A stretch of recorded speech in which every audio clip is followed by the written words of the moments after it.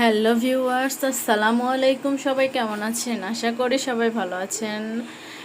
আমার চ্যানেলে নতুন হয়ে থাকলে অবশ্যই আমার চ্যানেলটা সাবস্ক্রাইব করে পাশে থাকা বেল আইকনটি ক্লিক করে দিবেন। এই তো অনেক রাতে ইয়ানুরের আব্বু বললো যে খিচুড়ি রান্না করো, বৃষ্টি হচ্ছে তো খুব, এই জন্য বলতেছে যে খিচুড়ি রান্না করো আর ভুড়ি রান্না করো। আমি ঝটপট ওই অন্ধকারে, এই জন্য একটু মানে অন্ধকার অন্ধকার দেখা যাচ্ছে ক্যামেরাটা, মানে ও শুয়েছিল, আমি একাই ভিডিও করছি আর রান্না করার জন্য ফোনই করছি, তো এই জন্য একটু অন্ধকার।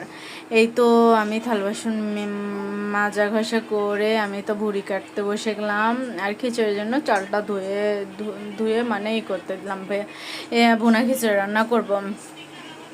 কুটে কাটা শেষ, ভুড়িটা আমি ঝটপট বাইর করে ভিজানো পরে এড়ে গেছে। আমি পেঁয়াজ রসুন দিক দিয়েছে, কাটাকুটি শেষ। এখন আমি ভুড়িটা কেটে আমি রান্না করতে যাব। তাড়াতাড়ি ঝটপট রান্না হবে, ঝটপট খাওয়া দাওয়া। আপনার ঝটপটের রান্নার শেষ আপনাদের।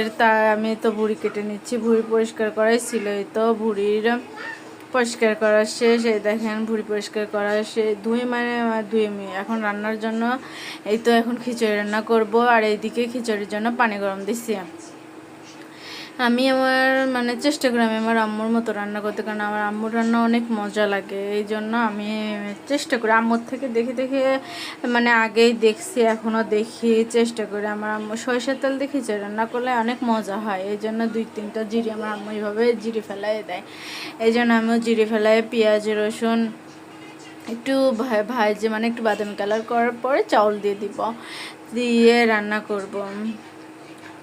তারপরে রান্না করা শেষ। আমার বাবুটাও খুব ডিস্টার্ব করতেছিল, তো এই জন্য ঝটপট আমি পুরো ভিডিও ক্লিপ করতে পারিনি। এই জন্য আমি অল্পটুকু ভিডিও, এই তো আমি খিচুড়ির চাউল দিয়ে দিয়েছি, দিয়ে এক হাত দিয়ে ভিডিও করার এক হাত দিয়ে লাড়া খুবই অসহ্য বা অনেক খারাপ লাগতেছিল। এই জন্য আমি অল্প অল্প করে ভিডিও দুয়ারে লাগতে যাচ্ছে, দুয়ারে পালি ব্যাকা হয়ে যাচ্ছে। তারপরে আমি তো খিচুড়ি রান্নার জন্য খিচুড়ির চাউলটা অনেকক্ষণ ভাজে নেওয়ার পরে খিচুড়ি রান্না করলাম। তারপরে খিচুড়ি রান্না শেষ, সেমাই রান্না শেষ। এখন আমি ভুড়ি রান্না করার জন্য বাটা ঘষা নেই। আমি বাসা থেকে আসছি 2 দিন, তো এই জন্য আমার বাটা ঘষা সব কিছু আগে আমি ফুরাইতে গেছিলাম, কারণ বাটা ঘষা বেশি দিন হলে মজা লাগে না। এই জন্য ইয়ানুর আব্বু আনলো, বাটা ঘষা করে এখন ভুড়ি রান্না ধুয়ে দিবে। যে আমার খিচুড়ি শেষ। খিচুড়িটা অনেক সুন্দর হয়েছিল, ঝরঝরা, অনেক মজাও হয়েছিল খিচুড়িটা।